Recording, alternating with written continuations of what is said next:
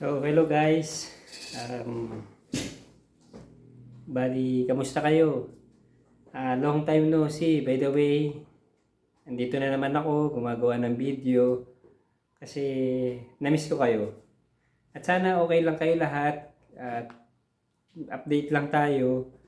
Ang present situation ngayon at yung trending na balita is merong isang health advocate which is kilala ng lahat yon, si Doc Willie Ong.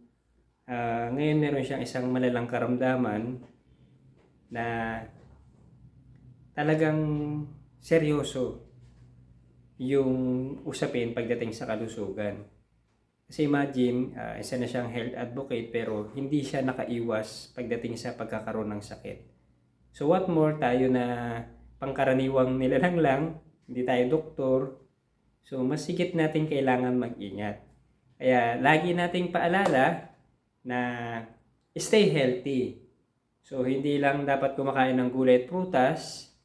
At siyempre dapat hindi tayo stress kasi nagpuproduce yun ng lason sa utak natin. Kaya makaka-apekto yun sa kalusugan natin. So pwede tayong magkasakit.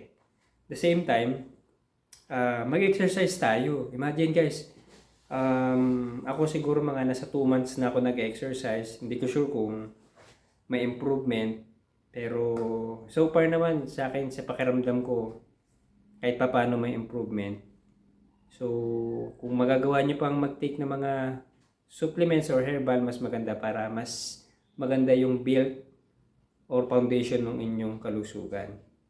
So mag-iingat po kayo palagi at sana makagawa pa tayo ng mga videos at updates sa mga ginagawa natin. Ingat kayo.